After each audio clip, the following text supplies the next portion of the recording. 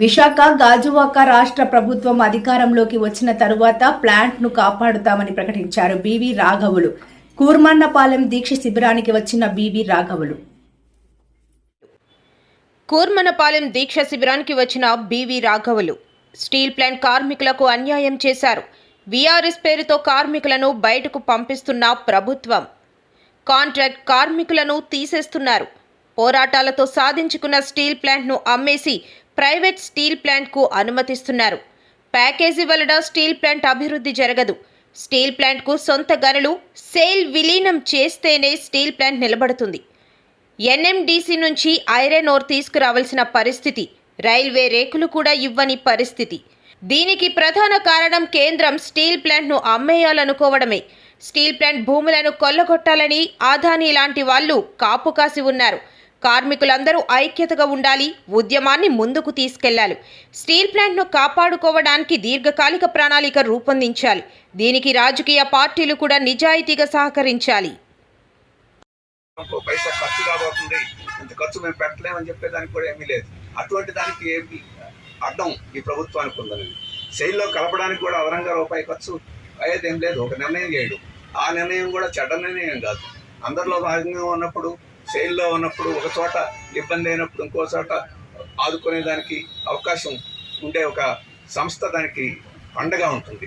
దానికి ఒక పైసా ఖర్చు లేదు. దానికి ఈరోజు నిర్ణయం ఇది పూర్తి స్థాయి ఉత్పత్తి జరిగిందనుకోండి, కార్మికులకు జీతభత్యాలు ఇవ్వడానికి కూడా ఈ సంస్థకి ఏమి ఇబ్బంది ఉండదు, బ్యాంకు అప్పులు చెల్లించడానికి కూడా ఇబ్బంది ఉండదు. కానీ ఇది పూర్తి స్థాయి సామర్థ్యంతో ఉత్పత్తి చేయకుండా ఏదో ఒక రకంగా ఆటంకం, ఒకరోజు బొగ్గు ఆటంకం అయితే, ఒకరోజు ముడి, ఈ పోర్ట్ ఏమో ప్రైవేట్ రంగానికి వెళ్ళిపోయింది, అది మనకి ఇబ్బందులు పెడతా ఉంది. కనీసం ఇప్పుడు ప్రభుత్వం పరిష్కారం వెంటనే చేయగలిగింది ఏంటంటే సొంతగానే ఇవ్వడం అని చెప్పేసి.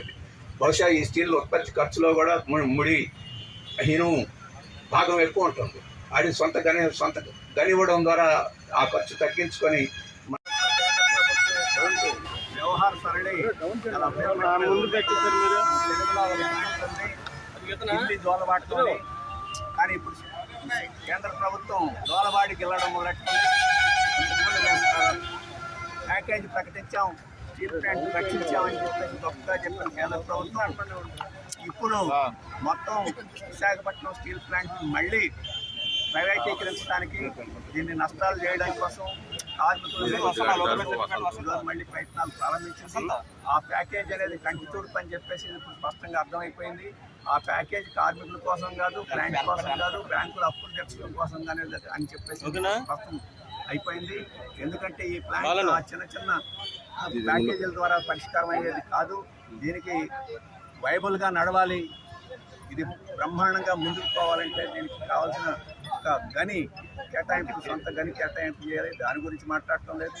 శైలిలో కలపడం ద్వారా దీనికి ఒక శక్తి వస్తుంది. శైలిలో కలపడానికి నిర్ణయం తీసుకోలేదు. ఇంతకుముందు పార్లమెంట్లో మేము ప్రైవేటీకరణ కోసం ముందుకు పోతామని చెప్పేసి ప్రకటన నుంచి వెనక్కి తగ్గలేదు. అవేమీ చేయకుండా ఈ ప్లాంట్ని మేము రక్షించేస్తాం, ఈ ప్యాకేజీ సర్వస్వం అని చెప్పేసి ఎవరు చెప్పినది మోసం. ఇప్పటికీ కొంతమంది అటువంటి పద్ధతిలో చెప్తే వారు పునరాలోచించుకోవాలని చెప్పేసి కోరుతున్నాం. ఇప్పటికీ రాష్ట్ర ప్రభుత్వం ఈ ప్యాకేజీ వల్ల ఈ సమస్య పరిష్కారం కాదు అని చెప్పేసి గుర్తించి రాష్ట్ర ప్రభుత్వం కేంద్రం మీద ఒత్తిడి పెంచాలని చెప్పేసి మేము కోరుతున్నాం. అలాగే కార్మికులందరినీ వెళ్ళగొట్టాలని చెప్పేసి కొత్త స్టీల్ ప్లాంట్ యాజమాన్యం చేస్తుంది. యాజమాన్యం చేస్తుందా, కేంద్ర ప్రభుత్వం చెప్పింది అనేది వాళ్ళు చెప్పాల్సి ఉంటుంది. ఎందుకంటే జీతభత్యాలు సక్రమంగా ఇవ్వడం లేదు. అలాగే కాంట్రాక్ట్ కార్మికులు తొలగిస్తూ ఉన్నారు. పర్మనెంట్ వాళ్ళని మీరు వీఆర్ఎస్ పెట్టమని చెప్పేసి మనం అంటాం, పొగబెట్టి వెళ్ళగొట్టడం అనేది. వీఆర్ఎస్ పెట్టమని ఒత్తిడి చేసి బయటకు పంపాలని పర్మనెంట్ కార్మికులు ప్రయత్నం చేస్తున్నారు. ఆ రకంగా కార్మికుల యొక్క నైతిక శక్తిని కూడా దెబ్బతీసి దీన్ని బలహీనం చేయాలని చూస్తున్నారు. ఈ ప్లాంట్ ఎంత సమర్థవంతమైన ప్లాంటో ఈ గత 4 నెలల ఉత్పత్తిని చూస్తే అర్థమవుతుంది. 4 నెలల్లోనే 10,000 కోట్ల రూపాయలు ఉత్పత్తి చేయగలిగిందంటే 7 మిలియన్ టన్నులు ఉత్పత్తి చేయడం అనేది పెద్ద కష్టమైన పని కాదు. అటువంటి ప్లాంట్ని పూర్తి స్థాయిలో సామర్థ్యంతో పనిచేయించేదానికి కాకుండా తన యొక్క కుట్రల్ని దీన్ని దెబ్బతీసి బలహీనం చేయాలనే కుట్రను కొనసాగించుకునేది దారుణం. వెంటనే కేంద్ర ప్రభుత్వం పార్లమెంట్ సమావేశాలు జరుగుతుంది. ఈ పార్లమెంట్లో స్టీల్ ప్లాంట్కి కావాల్సిన ప్యాకేజ్ ఈ 11,000 కోట్ల రూపాయలు ఈ ప్లాంట్ని ప్రైవేటీకరించమని ట్రైన్లో కలుపుతామని గని కేటాయిస్తామని చెప్పేసి అలాగే వేతన ఉత్పాదన ఏదైతే చేస్తున్నామో దాన్ని అమలు జరుపుతామని చెప్పేసి వీటన్నిటితో కలిపిన ఒక ప్రకటన చేయాలని చెప్పేసి మేము డిమాండ్ చేస్తున్నాం. కార్మిక సంఘాలకి మేము ధన్యవాదాలు తెలియజేస్తున్నాం. వారందరూ ఐక్యంగా ముందుకు వస్తున్నారు. ఈ రాష్ట్రంలో ఉండే రాజకీయ పార్టీలు కూడా స్టీల్ ప్లాంట్ని ప్రతిష్టాత్మకమైన అంశంగా తీసుకొని రక్షించుకునేదని ముందుకు రావాలని చెప్పేసి ఈ సందర్భంలో విజ్ఞప్తి చేస్తున్నాం.